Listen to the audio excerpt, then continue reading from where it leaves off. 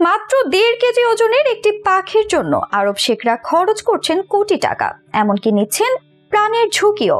যে পাখি শিকার করতে প্রতি বছরই পাকিস্তানে ছুটে আসেন আরবের বাদশাহ যুবরাজরা, বিলাসবহুল গাড়ি আর ভারী অস্ত্রশস্ত্র নিয়ে করোনা মহামারীর সময়ও বন্ধ ছিল না তাদের এই পাখি শিকারের গোপন মিশন। চলুন তাহলে জেনে নেওয়া যাক কি আছে এই পাখিতে, যার জন্য কোটি কোটি টাকাও খরচ করতে দ্বিতীয়বার ভাবেন না আরবের ধনকুবেররা। সেই সাথে জানবো কেন এই পাখির জন্য পাকিস্তানে ছুটে আসেন তারা।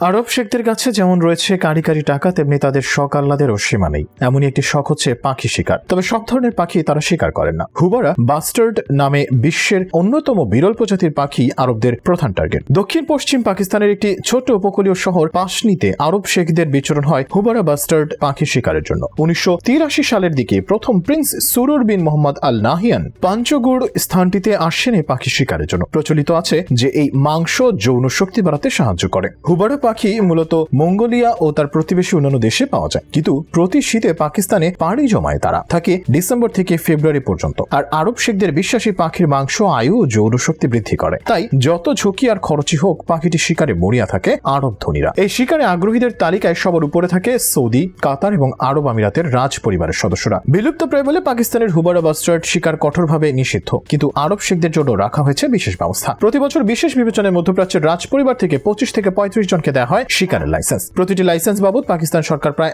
$1 লাখ করে। টার্কি কিংবা বড় আকারের মুরগির মতো দেখতে এই পাখি জনবসতি থেকে দূরে থাকতে পছন্দ করে। সাধারণত এই পাখি অন্য সাধারণ পাখিদের মতো দল বেঁধে না থেকে একা থাকতে পছন্দ করে। দীর্ঘ 4 দশক ধরে অতি গোপনীয়তার সাথে হুবারা বাস্টার্ড শিকার করে আসছে মধ্যপ্রাচ্যের শেখরা। মহামারীর মধ্যেও তারা এসেছিল পাকিস্তানে। হুবারা বাস্টার্ড শিকারের জন্য আগেই পাঠিয়ে দেওয়া হয় 30 থেকে 40টি বাজ পাখি। ঐতিহ্যগতভাবে হুবারা পাখি শিকার করতে বাজ পাখি ব্যবহার করা হয়। বাজ পাখি হুবারা ধরে আনার পর সেগুলো জবাই করা হয়। শিকারীরা বন্দুকও ব্যবহার করতেন। তবে ইদানিং বৈধ শিকার বেড়ে যাওয়ায় কেয়ারটেকাররা জাল দিয়ে হুবারা ধরে এবং শিকারী দল এসে পৌঁছানোর পর সেগুলো আকাশে ছেড়ে দেওয়া হয় বাজ পাখির জন্য। হুবারা বাস্টার্ড এশিয়ান হুবারা নামেও পরিচিত, যার শিকার নিয়ে দীর্ঘদিন ধরে বিতর্ক চলছে। একসময় আরব উপদ্বীপে এই পাখি প্রচুর ছিল, কিন্তু আন্তর্জাতিক পরিবেশ সংস্থা IUCN এর হিসেব অনুযায়ী সারা বিশ্বে এখন মাত্র 50,000 থেকে 1 লক্ষ হুবারা পাখি বেঁচে আছে। সে কারণে এই সংস্থাটি হুবারাকে হুমকির মুখে থাকা পাখির লাল তালিকার অন্তর্ভুক্ত করেছে। তবে সফর আর শিকার সবই হয় কঠোর গোপনীয়তায়। টার্কি কিংবা বড় আকারের মুরগির মতো দেখতে এই পাখি জনবসতি থেকে দূরে থাকতে পছন্দ করে। এছাড়াও ধূসর বর্ণের হওয়ায় মিশে থাকে বালুর সঙ্গে, তাই শিকারীদের পক্ষে তাদের খুঁজে বের করা কঠিন। তবে একটি হুবারা বাস্টার্ড পাখি পেতে দিনভর 1000 কিলোমিটার ছুটতেও আপত্তি নেই আরব শেখদের। পায়ের ছাপ অনুসরণ করে পেছুনিয়া অবস্থান নিশ্চিত করে শিকার চূড়ান্ত ধাপটি